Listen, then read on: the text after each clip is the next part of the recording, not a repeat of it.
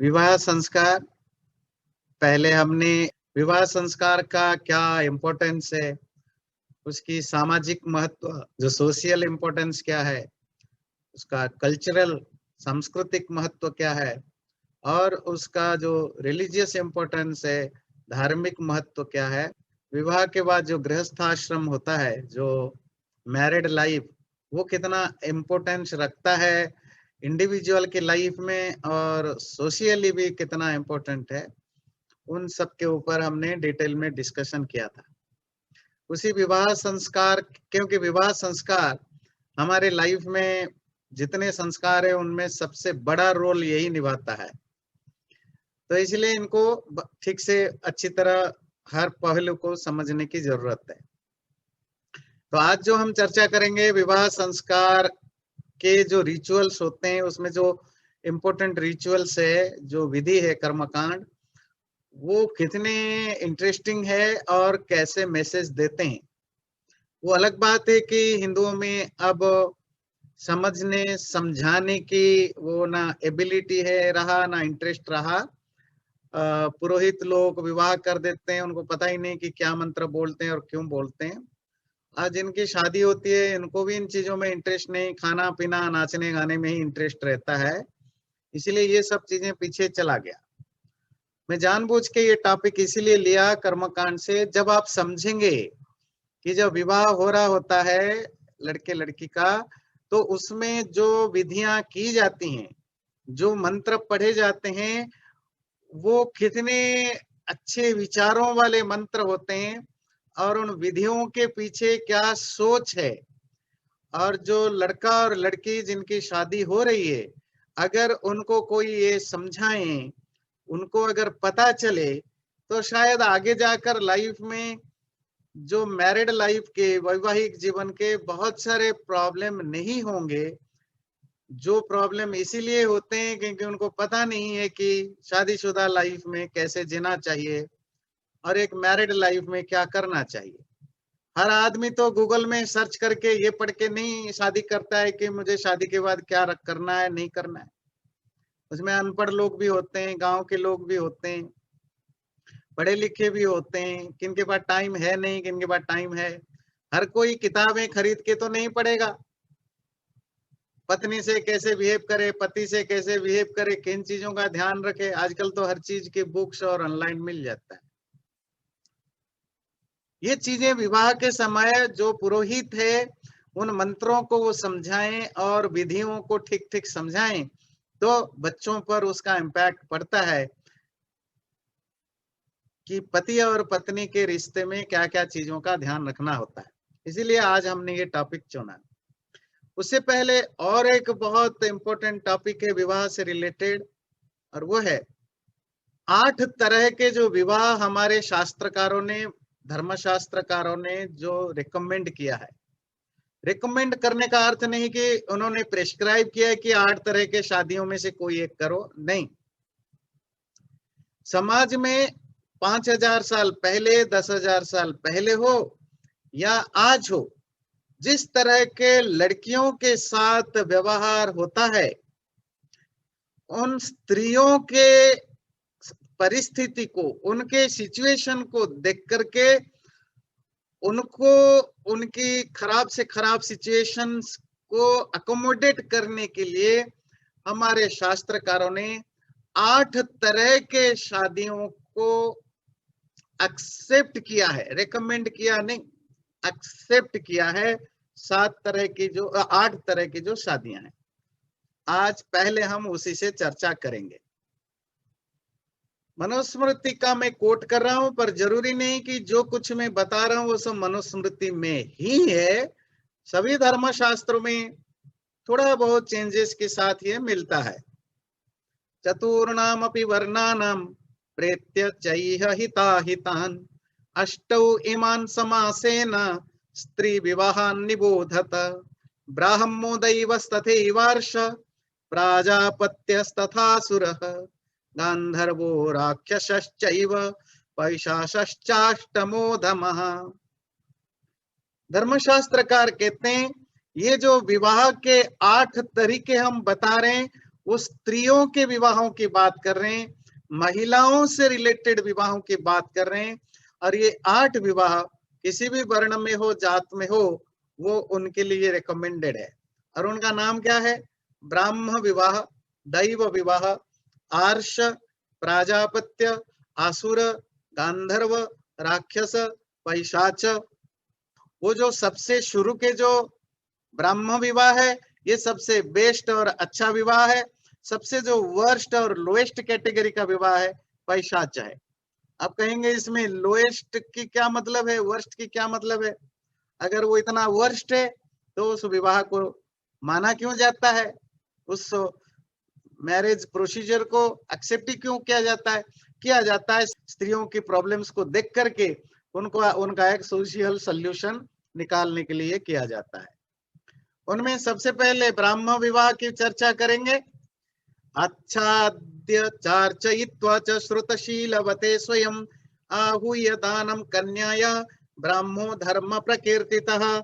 जब लड़की और उसके माँ बाप, जो वर है, लड़का है, जिसको वो अपनी लड़की के लिए वर के रूप में चूज करते हैं, और वो लड़का ऐसे एक चरित्रवान, ज्ञानी, समझदार लड़के को रेस्पेक्टफुली इनवाइट करके उसके साथ अपनी बेटी के शादी कराना, without taking anything in exchange, उसके बदले में कुछ किसी भी तरह का कोई फाइनेंशियल या किसी दूसरे तरह का एक्सचेंज नहीं करना, जैसे दहेज वगैरह चलता है, उसको ब्राह्म धर्म कहा जाता है। ये सबसे बेस्ट और सबसे ऑनरेबल धर्म के रूप में स्मृति शास्त्र एक्सेप्ट करते हैं।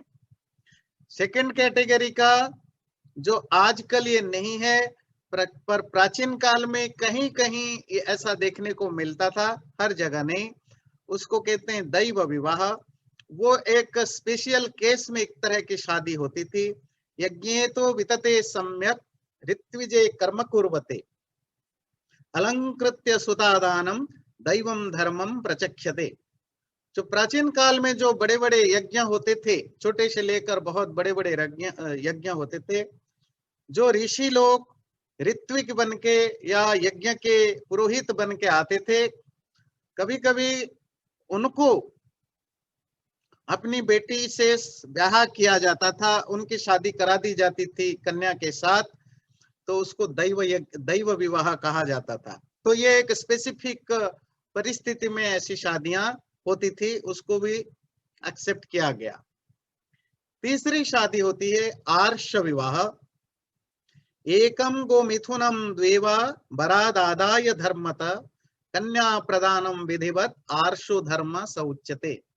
जिस विवाह में बच्चे लड़की के माँ बाप लड़के से कुछ ना कुछ दहेज के रूप में लेते हैं, ध्यान रखिए, महिला के माँ बाप पुरुष से दहेज के रूप में लेते हैं, और वो दहेज की क्वांटिटी लिमिटेड होता है, ऐसा नहीं कि अनलिमिटेड। और वो क्या था, 1 जोड़े गाय या 2 जोड़े गाय, बेसिकली इसी को लेकर के जब लड़के से लड़कियों की शादी, अपनी लड़की की शादी की जाती थी, तो उसे आर्ष विवाह कहा जाता था। आजकल जो भारत में दहेज की एक भयानक बीमारी चल रही है, लड़की वाले कंगाल हो जाते हैं, बर्बाद हो जाते हैं, लाइफ बेकार हो जाता है लड़की के माँ बापों की दहेज देने के लिए। और दहेज किसको दिया जाता है? पुरुष को दिया जाता है, पुरुष के माँ बाप को दिया जाता है। मजेदार बात है, किसी भी शास्त्र में पुरुष या पुरुष के घर वालों को दहेज देने का ना कोई डायरेक्ट ना कोई इनडायरेक्ट रेफरेंस भी नहीं है, रिकमेंडेशन तो छोड़िए। हाँ, अगर कोई दहेज लेने देने की बात कहीं भी है, वो लड़की वालों को लेने की है। मतलब पुरुष हमेशा से स्त्री के घर वालों को या स्त्री को दहेज देता रहता था। पर पुरुष डोमिनेटेड सोसाइटी जब बनी तो हमने फिर खुद लेना शुरू कर दिया। तो ये भी एक बड़ी इंटरेस्टिंग चीज है। तो जिस विवाह में दहेज स्त्री के घर वाले लेते थे या स्त्री लेती थी, उसे आर्ष विवाह कहा जाता था। ये तीसरा विवाह है। चौथा तरह के विवाह था प्राजापत्य विवाह। सहोभौ चरताम धर्म मिति वाचानुभाष्य च कन्या प्रदानम अभ्यर्च्य प्राजापत्यो विधि स्मृतः। प्राजापत्य विवाह उसको कहते हैं जहां पुरुष और स्त्री, मतलब लड़का और लड़की दोनों के बीच में अंडरस्टैंडिंग रहती थी, और लड़की के घर वाले जब विवाह कराते थे इस प्रॉमिस के साथ, ये कंडीशन लगा के शादी कराते थे कि मेरी बेटी के शादी के बाद कुछ भी तुम्हारे लाइफ में होगा उसमें मेरी बेटी का बराबर का अधिकार होगा। वो प्रॉपर्टी हो, ड्यूटीज हो, रेस्पॉन्सिबिलिटीज हो या सुख भोगना हो, इन सब में पुरुष और स्त्री का, मतलब लड़की के माँ बाप ये कंडीशन लगाते थे मेरी बेटी के समान अधिकार होगा।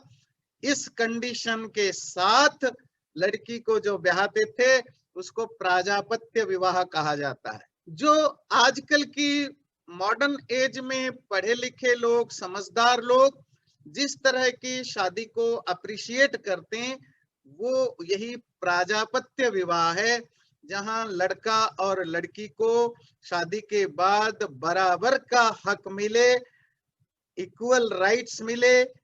इसी इक्वल राइट के बेस पर जो हस्बैंड एंड वाइफ बनने की जो विवाह संस्कार है उसी को प्राजापत्य संस्कार कहा जाता है। तो ये चार विवाह सबसे अच्छे विवाह माने जाते हैं क्रम के अनुसार, क्रोनोलॉजिकली। उसके बाद आसुर विवाह, ज्ञातिभ्यो द्रविणम दत्वा कन्या यही चैव शक्तितः कन्या प्रदानम स्वच्छंद्यात् आसुरो धर्म उच्यते। अपने आर्ष विवाह में जाना कि लड़की के माँ बाप कन्या के माँ बाप एक जोड़ा या दो जोड़े गाय के बदले गाय लेते थे दहेज के रूप में शादी में, उसी को कहा जाता था आर्ष विवाह। आसुर विवाह में जहां लड़की के घर वाले, उसके रिलेटिव्स कन्या की शादी के लिए लड़के से यथाशक्ति जितना लड़का या लड़के के घर वाले, मतलब जो ग्रूम है, वर है, वर और उसके घर वाले जितना सामर्थ्य उनको धन दे सकते हैं उतना धन लेने के बाद ही कन्या की विवाह करते थे उसके साथ। इसी को कहते हैं आसुर विवाह। ये एक तरह का आजकल के जो मॉडर्न एज में जो दहेज के साथ शादी होती है, आज का दहेज उल्टा है। वर वाले वधु से, कन्या से डिमांड करते हैं। उस समय जैसे मैंने आपको बताया वर वालों का डिमांड का कोई अधिकार नहीं था, कन्या वाले डिमांड करके वर से दहेज लेते थे और शादी कराते थे। ये एक तरह का लोअर लेवल की शादी मानी जाती है। इसका नंबर 5वां है। छठे नंबर की जो शादी है गांधर्व विवाह, इच्छया न्यून्य संयोग कन्यायाश्च वरस्य च गांधर्व सतु विज्ञेयो मैथुन्य काम संभवः। गांधर्व विवाह जो वेस्टर्न वर्ल्ड में बहुत पॉपुलर है, और भारत में जो प्राचीन काल में सबसे ज्यादा पॉपुलर था, पर आज बीच में काफी ज्यादा गांधर्व विवाह को खराब नजर से देखा गया। आजकल जैसे जैसे सोसाइटी थोड़ा वेस्टर्नाइज्ड हो रहा है तो गांधर्व विवाह पॉपुलर होता है। तो गांधर्व विवाह क्या है? जो आजकल सबसे पॉपुलर विवाह है वो क्या है? वर और वधु, लड़का और लड़की अपनी इच्छा से एक दूसरे को पसंद करके, या अट्रैक्शन के कारण हो, या लस्ट के कारण हो, या पैशन के कारण हो, या एक जेन्युइनली लव के कारण हो, जब लड़का और लड़की अपनी इच्छा से एक दूसरे को चुनते हैं और शादी करते हैं उसे गांधर्व विवाह कहा जाता है। आज की भाषा में जिसको आप लव मैरिज कहते हैं। इसका स्थान बहुत सारे आचार्यों ने इसका स्थान छठे में रखा है क्रोनोलॉजिकली। पर अनेक धर्मशास्त्रों में इसको सबसे अच्छा माना जाता है। गांधर्वम इत्येके प्रशंसन्ति स्नेहानुगत्वात्। बहुत सारे ऋषि व धर्मशास्त्र के ऑथर्स इस गांधर्व विवाह को, जहां लड़का लड़की अपनी इच्छा से शादी करते हैं, इसको अच्छा मानते हैं, क्योंकि यहाँ प्यार इन्वॉल्व है, किसी तरह का कोई लेन देन कंडीशन इन्वॉल्व नहीं है, ये अनकंडीशनल लव पर बेस है, इसलिए बहुत सारे आचार्य इसको अच्छा मानते हैं। आज के डेट में ये सबसे ज्यादा पॉपुलर शादी है।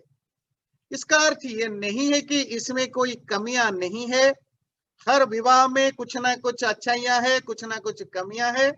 गांधर्व विवाह या लव मैरिज में भी बहुत सारी अच्छी चीजें हैं, बहुत सारे कमियां हैं, वो हम अभी थोड़ी देर के बाद थोड़ा बहुत डिस्कस करेंगे उसके ऊपर। अगला जो पॉइंट है, जो उससे जो थोड़ा नेक्स्ट लेवल की शादी है, हत्वा छित्वा च भित्वा च क्रोशन्तीं रुदतीं गृहात् प्रसह्य कन्याहरणम राक्षसो विधिरुच्यते।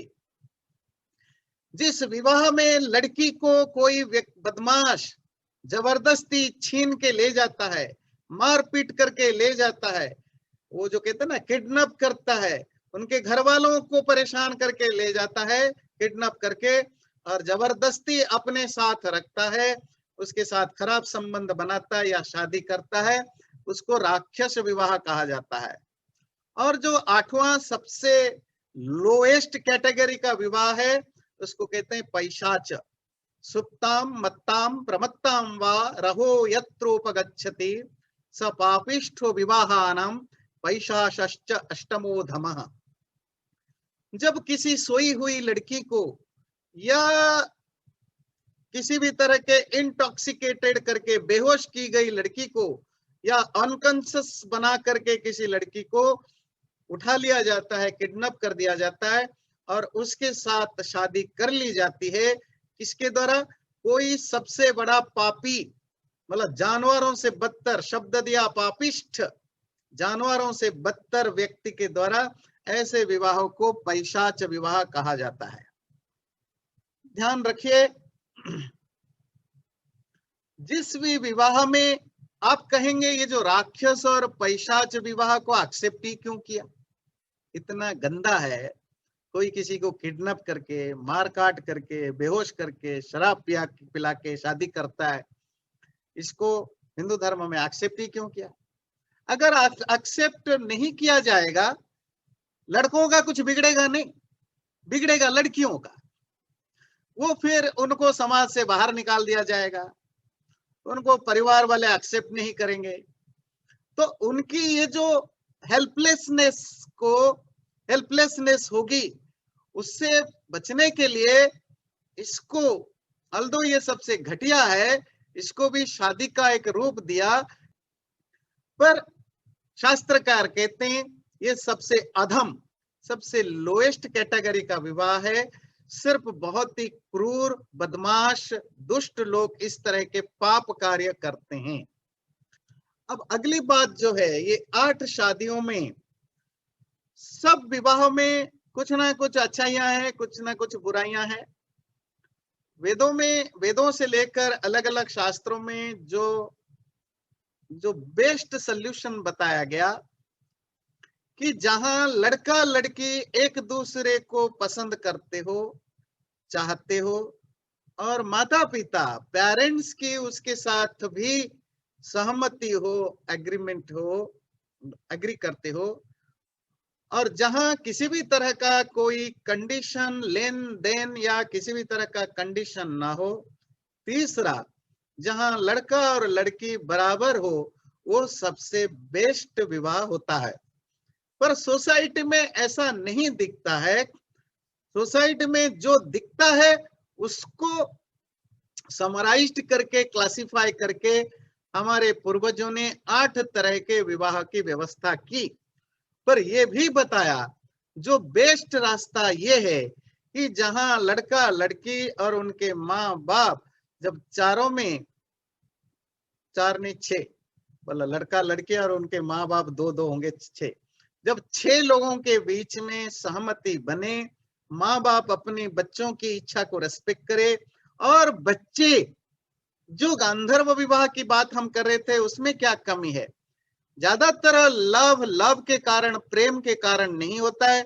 उस प्रेम में कभी कभी इनफैचुएशन जुड़ा होता है, कभी कभी फिजिकल अट्रैक्शन के कारण हम लव सोचते हैं कि हम प्यार करते हैं, कभी कभी पैसे के लालच से या रूप की से हम एक दूसरे को पसंद करते हैं।